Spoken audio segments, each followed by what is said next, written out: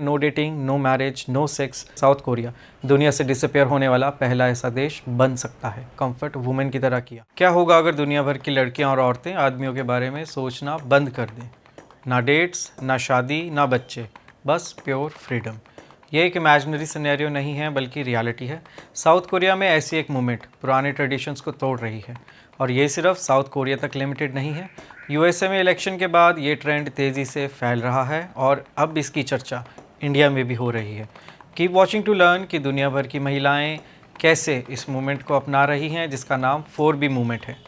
South Korea का lifestyle काफ़ी brutal और हाइपर कम्पैटिटिव है।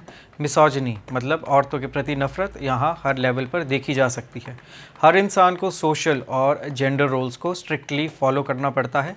लेकिन साउथ कोरियन वुमेन अब समझ गई हैं कि पैट्रियार्की मतलब ऐसी सोसाइटी जिसमें मर्दों के पास ज़्यादा पावर होती है उनको तब तक कंट्रोल करेगी जब तक वो इसके खिलाफ खड़ी नहीं होती। मॉडर्नाइजेशन के बाद कोरियन वुमेन ने घर से बाहर तो निकलना शुरू कर दिया है और जॉब्स भी कर रही हैं और उन्होंने फाइनेंशियल इंडिपेंडेंस भी अचीव कर ली है। लेकिन सेक्सिज्म मतलब औरतों और मर्दों में भेदभाव करना अभी भी साउथ कोरियन सोसाइटी में देखा जा सकता है।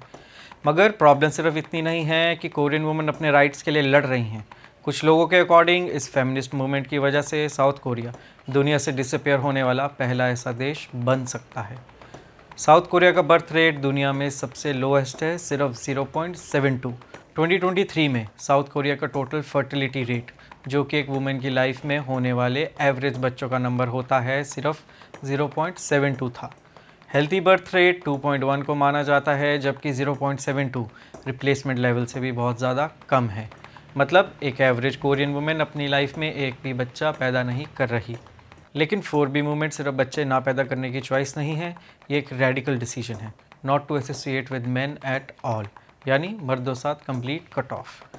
4B की फुल फॉर्म होती है no dating, no marriage, no sex, no child rearing with main.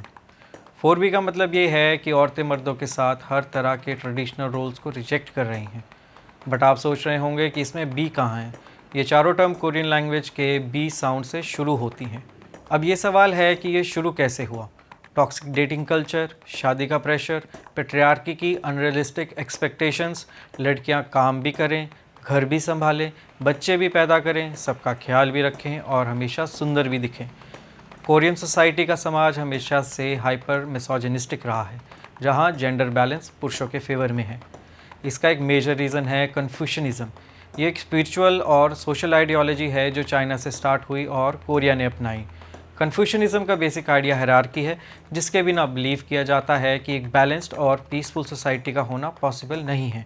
Hierarchy का मतलब है एक ऐसा सिस्टम जिसमें लोगों को उनके स्टेटस या पावर के आधार पर अरेंज किया जाता है, टॉप से बॉटम तक।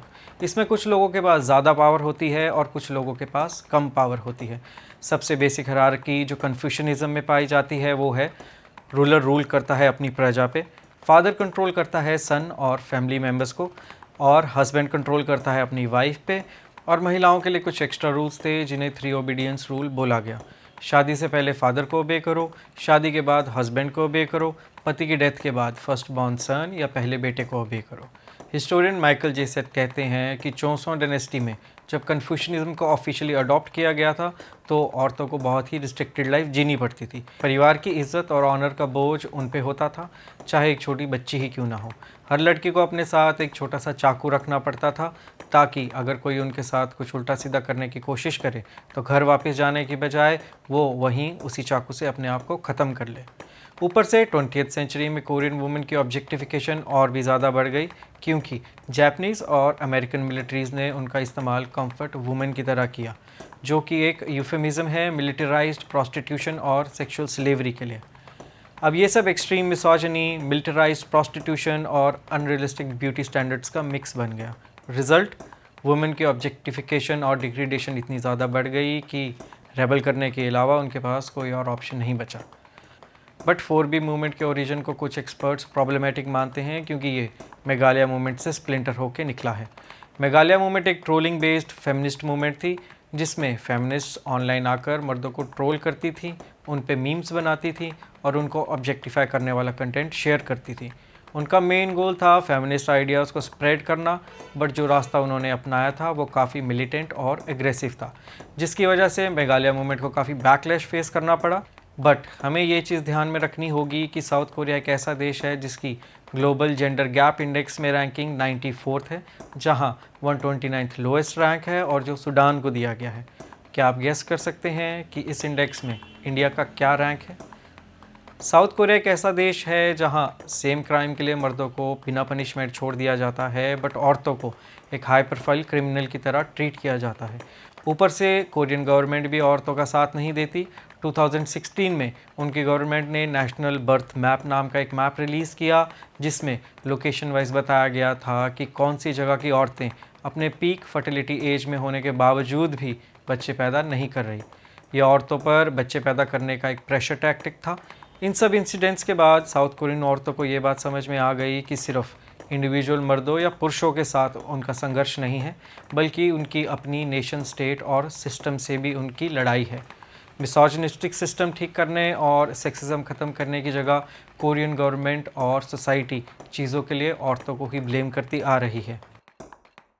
2024 के यूएस इलेक्शन में ट्रंप जीत गए, जिन्होंने अपने पिछले टर्म में औरतों का अबॉर्शन करवाना मुश्किल बना दिया था। Especially since I was proudly the person responsible for the ending of something that all legal scholars, both sides, wanted and, in fact, demanded be ended. Roe v. Wade. महिलाओं ने अपने राइट्स प्रोटेक्ट करने के लिए democratic party को vote किया, लेकिन उन्हें रिटर्न में क्या मिला? योर बॉडी माई रूल्स वाले मीम्स, जो कि निक फुएंटेस के कंट्रोवर्शियल पोस्ट के बाद सोशल मीडिया पे वायरल हो गए। अब यूएसए में भी औरतों का मैरिज और ट्रेडिशनल फैमिली रोल से भरोसा उठ रहा है। 4B मूवमेंट अब तक फॉर्मली यूएसए में नहीं पहुंचा है, बट इसकी चर्चा बढ़ गई है। Start by taking back your power. It's time for action. 4B movement. The 4B movement. The 4B movement. News outlet, think pieces और ऑनलाइन फोरम्स में फेमिनिस्ट काफ़ी सीरियसली 4B को अडॉप्ट करना कंसीडर कर रही हैं, क्योंकि उन्हें दबा हुआ रह के अपनी बॉडीली ऑटोनॉमी, यानी अपने शरीर के साथ क्या करना है और कैसे करना है का हक उनसे सिस्टमेटिकली छीना जा रहा है। बट बहुत लोग ये पूछ रहे हैं कि क्या ये 4B मूवमेंट प्रोग्रेसिव है या सोसाइटी को एक थ्रेट? यूएसए जैसे एक डिवाइडेड कंट्री में क्या ये वेकअप कॉल है या कल्चरल वॉर का एक नया चैप्टर? तो आपके क्या व्यूज़ हैं? क्या ये मूवमेंट आपको इंस्पायर करती है या डराती है? अगर आपको ये वीडियो पसंद आई तो लाइक और शेयर कीजिएगा। Thank you for watching.